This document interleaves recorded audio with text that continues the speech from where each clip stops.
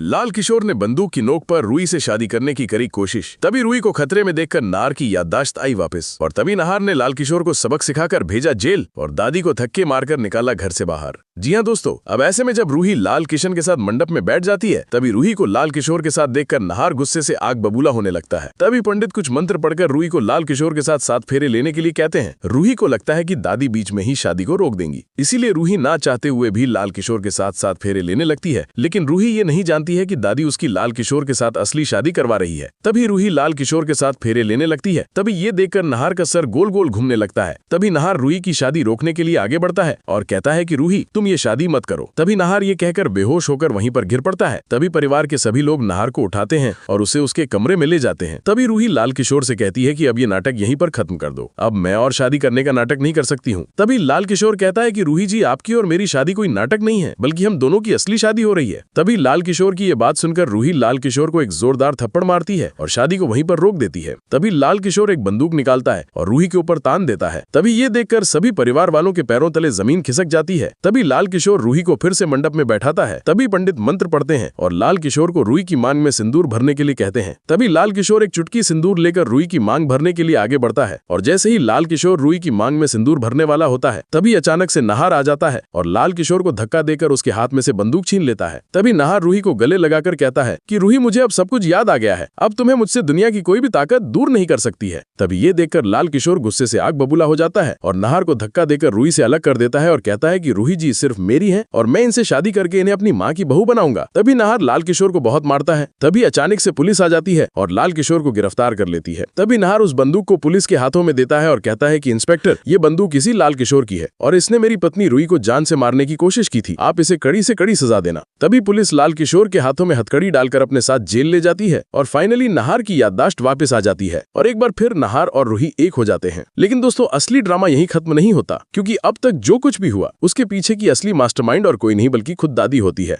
दादी ने ही लाल किशोर को उकसाया था कि वो रूही से शादी करे ताकि नाहर और रूही हमेशा के लिए अलग हो जाएं। दादी ने ही घर के बाकी लोगों को भी गुमराह किया था कि रूही लाल किशोर के साथ खुश रहेगी। रूही जब ये सच जानती है तो उसका दिल पूरी तरह से टूट जाता है और वो गुस्से से दादी की ओर देखती है। रूही चिल्लाकर कहती है, दादी, आपने मेरे साथ ये कैसा खेल खेला? आपने तो मेरे जीवन को बर्बाद करने में कोई कसर ही नहीं छोड़ी। आपने अपनी पोते नाहर का घर उजाड़ने की साजिश रची। तभी नाहर भी आगे बढ़कर दादी का हाथ पकड़ता और कहता है, दादी, आपने जो मेरे और रूही के साथ किया है उसकी माफी इस जन्म में आपको नहीं मिल सकती है। आपने मेरी याददाश्त खोने का फायदा उठाया और मुझे मेरी ही पत्नी से दूर करने की कोशिश की, लेकिन अब बस आपका खेल खत्म हो चुका है। परिवार के बाकी लोग भी दादी को घूरने लगते हैं। सबको ये सच समझ आ जाता है कि दादी ने लाल किशोर के साथ मिलकर ये पूरा षड्यंत्र रचा था। रोली और बाकी घर वाले भी दादी के खिलाफ खड़े हो जाते हैं। तभी नाहर दादी को पकड़कर दरवाजे की तरफ धकेल देता है और कहता है कि आज से इस घर में आपकी कोई जगह नहीं है। आपने रिश्तों का अपमान किया है, आपको सिर्फ और सिर्फ सजा मिलनी चाहिए। दादी जमीन पर गिरते गिरते खुद को संभालती है और रोते हुए कहती है, नाहर बेटा, मैंने जो कुछ भी किया वो तुम्हारे भले के लिए किया। लेकिन नाहर गुस्से से जवाब देता है, जिस भले में प्यार को तोड़ना और रिश्तों को तोड़ना हो वो भलाई नहीं होती दादी, वो सिर्फ और सिर्फ साजिश होती है। ये सुनकर दादी शर्म से अपना चेहरा झुका लेती है और आखिरकार नाहर उसे धक्के मारकर घर से बाहर निकाल देता है। पूरा परिवार राहत की सांस लेता है कि अब घर में शांति लौट आएगी। रूही नाहर के गले लगकर रोने लगती है और कहती है कि नाहर, मैं तो डर गई थी कि कहीं मैं आपको हमेशा के लिए खो न दूं। नाहर रूही के आंसू पोंछते हुए कहता है, रूही, अब कोई ताकत हमें अलग नहीं कर सकती है, चाहे कितनी भी बड़ी साजिश हो, लेकिन हमारा प्यार हर मुश्किल से लड़ सकता है। और दोस्तों, इसी के साथ नाहर और रूही एक हो जाते हैं। परिवार भी दोनों को खुश देखकर चैन की सांस लेता है। तो दोस्तों, अगर आप चाहते हैं कि दादी का काला सच भी सभी के सामने आ जाए और नाहर दादी को धक्के मारकर घर से बाहर निकाल दे, तो आप इस वीडियो को लाइक करके चैनल को सब्सक्राइब कर लें और कमेंट में नाहर और रूही के लिए एक प्यारा सा कमेंट जरूर करें। और अगर आप भी अपने परिवार के लिए एक अच्छा सा लाइफ इंश्योरेंस लेना चाहते हैं तो कमेंट करके जरूर बताएं। मैं बेस्ट लाइफ इंश्योरेंस के ऊपर एक फुल डिटेल में वीडियो बनाकर इस चैनल पर अपलोड कर दूंगा।